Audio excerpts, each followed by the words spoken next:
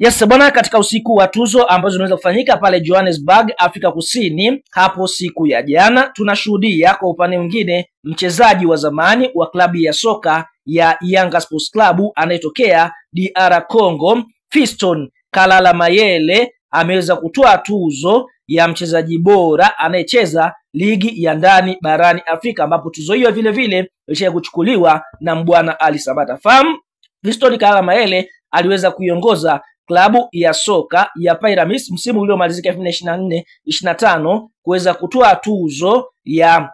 kuweza kutoa ubingwa wa kombe la klabu bingwa barani Afrika kwa msimu wa mwaka 2024-2025, na Mayele alikuwa katika kiwango bora sana na kuweza kuisaidia timu yake na kufunga mabao muhimu. Kwa hiyo tunaona Mayele amewashinda wachezaji 9 ambao alikuwa akiwania nao, akiwamo Shomari Kapombe wa klabu ya soka ya Simba Sports Club.